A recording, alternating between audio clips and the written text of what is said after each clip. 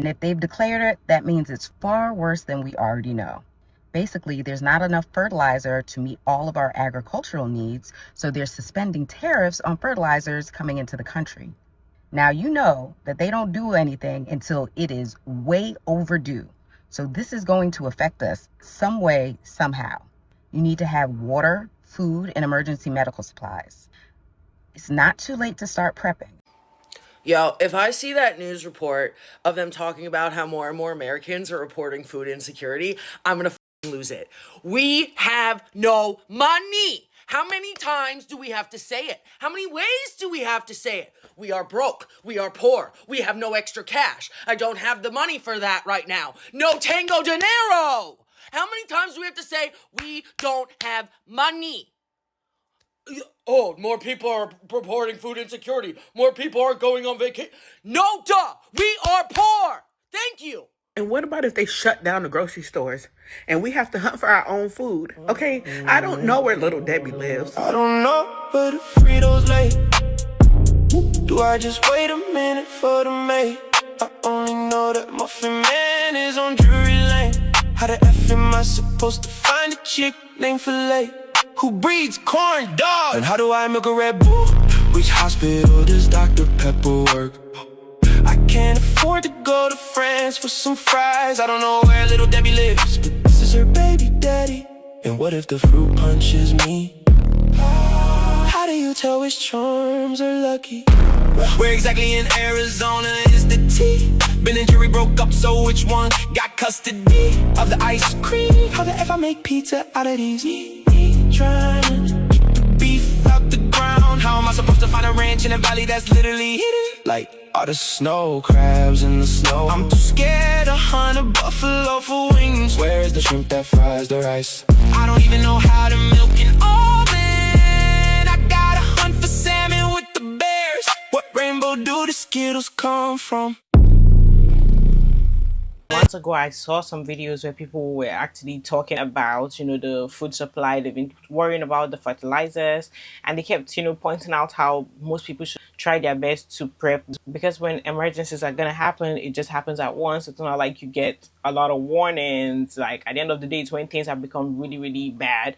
That's when you start seeing all those bigger measures are being taken, or that's when you start hearing some part of it. Just not in a way where it's like it's raising any panic, but just to let people know that if you have the capability to be saving and storing some stuff, you should be storing. But before we get right into this video and check them out, please make sure you click the like button. It helps the algorithm and I appreciate that so much. Let's get right into this video. So in the last 24 hours, our president has announced that he's calling a global emergency on food supply. And I knew that was coming, and so did a whole lot of other people. A lot of us work in global trade or in industries that understand how trade works, understands the impacts of war, and understand the things that can downstream impact every single producer. And of course, he's doing this emergency because of the fertilizer that we can't get because of the war. And a lot of us have been telling you to prepare for a year, over a year, actually. A lot of us started clear back in January 2025 or before, because we knew his policies and his rhetoric was going to lead to this kind of situation. And here we are. Now, I and many other creators talk about gardening, talk about preserving, talk about canning. I'm not as prolific as a lot of people because I do talk other topics like politics, but I do grow heavily and I do share how to do things. Mostly what I focus on is disease and critters and partner planting and things like that, and give you an update. If you have a question, I'm more than willing to share with you how I do it, because I've been growing a garden for 11 years in this house, in this particular state. And I'm in Nebraska, southern Nebraska. I'm in Lincoln. But I have been gardening my whole life in Illinois too, as well as here, because we are originally from Illinois. I've been doing this a long time, and we are a good resource for you. But it is advisable to learn those skills, because his policy is going to impact us. He's done a lot of bad moves, the war, his tariffs. He messed with the global system. None of us were fear mongering. A lot of us understood trade. A lot of us understood what this was going to do. So now it's time for you to get serious about what are you going to do to protect your house and make sure you have food. We're slowly getting rid of all seeds in fruit and vegetables. Isn't that brilliant? Because once every apple, grape, watermelon and tomato is seedless, guess who controls life itself? No more saving seeds for next season. Everything that you eat and everything that grows will come from a lab. And when the last natural seed is gone, that's when it becomes fun. They will become rare, expensive and maybe even licensed. Only billionaires will have gardens and everyone else will have to subscribe to eat. It sounds insane, but this is exactly what's happening. Seedless isn't convenience, it's containment. When you're holding a seedless fruit, you're holding a future that can't reproduce. The easiest way to control the world is to stop it from growing. The United States government has declared a food supply emergency. Now, it's not because of a hurricane or a drought that wiped out farmland. It's because officials are finally worried about the fertilizer crisis. Let that sink in for a second and share this with everyone. Most people don't understand why this matters, and it might already be too late. The first thing people need to understand, food shortages don't begin at the grocery store. This one began in February, far away from the shelves at a shipping lane halfway around the world, and it still isn't fully open. Fertilizer is one of the most important parts of modern agriculture. Without it, yields drop. Less production means less supply. Less supply means higher prices. And if the disruption continues long enough, shortages become a real possibility. What's concerning is that this isn't the first warning we've seen. Over the last several years, we've watched supply chains break down, food prices surge, livestock diseases spread, and transportation systems struggle. Now the government is taking emergency action to protect fertilizer supplies. I'm not saying panic. I'm saying you need to pay attention, because every major shortage starts with a problem somewhere upstream most people never get to see. The food system depends on fertilizer, fuel, transportation, electricity, warehouses, thousands of moving parts working together every single day. The first sign of a food shortage isn't an empty shelf. It's a government warning that something critical to food production is under stress. And that warning just happened. Be the only person on the planet that didn't know that you can just pick a piece of fruit off of a tree and I have heard people say this before in the US, and it was confusing at first, but as time goes on, I'm starting to kind of understand why people don't realize this. One of my jobs, I work as a project manager for a construction company, and a lot of the workers come from south of the border for the season. Places like Mexico, Honduras, El Salvador. They work here for the season, then they go back home. They come from different cultures. One day, I'm rolling up to a pretty affluent neighborhood where we have a job going on, and as I go up to the job site, there are some workers that are eating fruit off of an apple tree. Well, they're eating apples off of an apple tree. The homeowner's wife comes out and she goes, "Hey, I don't want to alarm you or anything, but some of these guys are eating apples off of that tree right there." Back, and I realize, ellos están comiendo manzanas. So I say, "I'm so sorry. They should have asked permission. I apologize." She says, "No, I'm not worried about that. I just don't want them to get sick because those are not edible apples." I look at her, I look at the manzanas, and I say, "What do you mean? Like they're not ripe? Or like, what do you mean they're not edible apples?" And she says to me, "Those apples come from a tree. You can't eat apples that are grown on a tree." I believe that in the United States, we are so far separated from our food that we don't think about the fact that most of our food is grown in the ground and comes from a warm, living animal. Yeah, cold cuts and stuff like that, that's not normal. That's just what you see in a store. That's not where it actually comes from. So yeah, you're definitely not the first person I've heard not realize that you can just eat fruit off of a tree. I hope not, but if there's ever like a food shortage and a situation where there's like a food crisis, it's really going to be bad because most people don't really know how to survive without, being able to just go to the grocery store and grab the things that you need. Most people don't know, because videos like this are actually shocking to me. In reality, for many people, they don't even know how to get normal, things, normal food. They don't even know the trees, what the crops look like that grow this food that we eat. They don't know what it looks like, and it's not gonna be good. So I really hope that we don't get in a bad situation. Okay, wait, y'all. So I truly think that the fall of Babylon is actually in motion. Now, we all have been saying it, and people don't believe the times that we're in, but I wholeheartedly can feel in my spirit that the unravel of the system, because you have to understand, when the Bible speaks of Babylon, it's not only a system, but it's a spirit that is controlling the system. Now, just to give y'all just some background, the global emergency on the food supply impacts the war, okay? And the fertilizer we cannot get because of the war, okay? We all know this because of the closed port, right? Now, what they're saying is that we are right now getting ready to have a global emergency on food supply. Not just food supply, y'all. Y'all need to understand what I'm saying. But we are also having a water supply issue, okay? Now, just in, is it Oklahoma? No, Colorado. They have over 64 counties that are literally experiencing a drought, okay? Not only that, we are having a full heat wave.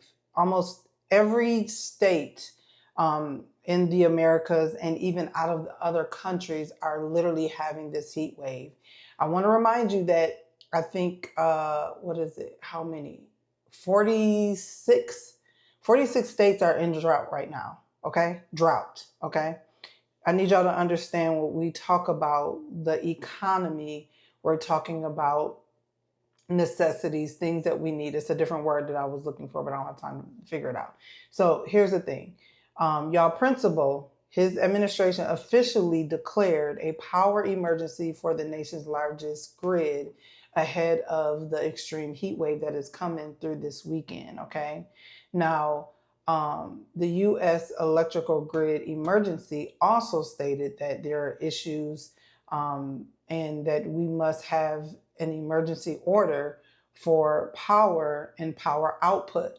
Okay, so now you have global food supply, you have a water situation happening, and even in VA, there is a county in VA or something like that where they have put like maybe 50 different data centers, and they were asking the people who live there, the community, to start preserving water and power. Okay, so I need everybody to calculate what I'm saying. Just calculate it. Go with me, not against me. Now, the electrical operator warns of potential power shortages during this heat wave that we're getting ready to have. Okay, because it's been a whole week of a heat wave. Okay, not just during the 4th of July, but this has been going on all week. Okay, just hot, hell, Satan, just hot, heat.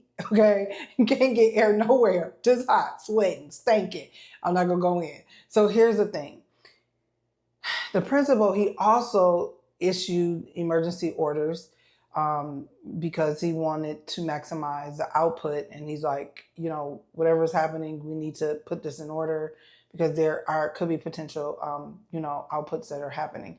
Now, the PJM directed to basically dispatch more power generation from various fossil fuel plants as needed. Now I need y'all to catch what I'm saying.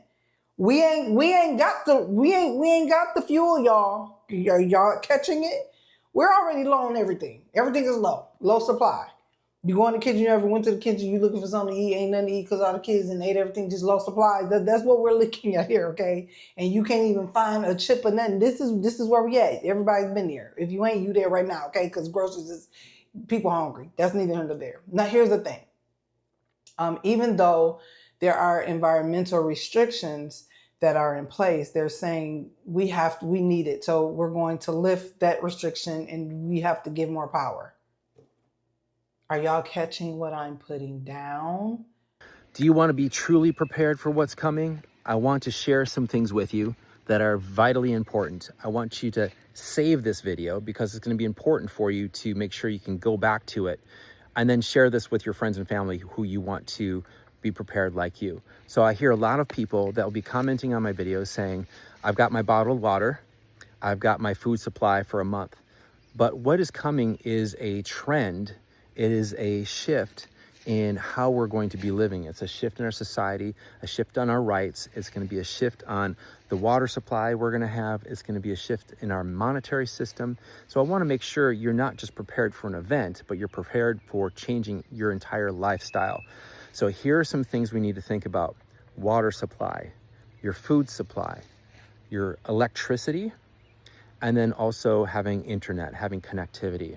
And I'm going to go through each one of them, and there's levels for each because I know everybody's on a budget. And so we're going to start with water, because if you don't have water, you really can't live very long. So your water supply, great. Yes, have bottled water. That's important because when you first start out, you're going to want to have bottled water. You're going to also want to have some type of water source. So right now I'm at this lake. The lake is still water. It's not the best quality. So if you have a life straw, or if you have another water filtration system where you can just get water that is not potable or drinkable, you can make it drinkable. What you'd want to do if it's a life straw or any other type of filter, you want to go out. Right now I'd go about 10 feet out, drop that hose that takes it in about 10 inches down below all the debris that floats at the top. You're going to get cleaner water there. The cleaner the water is going into your filter, the longer the filter will last. When they tell you how many gallons it's going to filter, that's like clean water getting cleaner. It is not water from the lake right there, 1,000 gallons, because that's going to clog up your filter, and you might get 100 gallons out of it. So you have your filter. Think about getting a bigger filter. There are some bigger filters out there, or having multiple. But you also want to think of a second step is being in a place where it's legal for you to have a water well. There's a couple ways you can do a water well. There's one that's if your groundwater's relatively high, you can do a shallow well, and you can actually do that at home. You can, or by yourself, you can go to a home supply store, order these parts online, and you can drill it yourself. Some of them go 10 feet, 20 feet, you already hit water, which is great. You want to know how many gallons per hour or how many gallons per day you're going to get out of it. Or you can also, what we do here at the cabin is we have a company that came in, and this was probably 20 years ago, it was about $5,000. They put a well in, it's about 80 feet deep. And so they put that down there, and they got a pump at the bottom, and it pumps it out, but you do need electricity for that. So if you can secure your own water from the ground, that's even better than having to go to like a lake.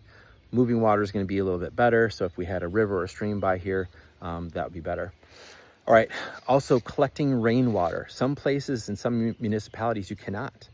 But if you're collecting rainwater and it rains, that is water that you can filter. Again, with that, you want to make sure it's not the stuff that's floating on the top, but down in there a little bit. If you're using one of those gravity bags that you can fill with water, let the sediment settle, and then you want it like overnight, and then you take water towards the top out of there and then filter that. Let's talk about food. Food's gonna be really important here. So I know people will have like a month's supply of dry food or canned food, maybe even have more, 6 months. Fantastic. I love the idea. That is a good stopgap. But you also want to be buying these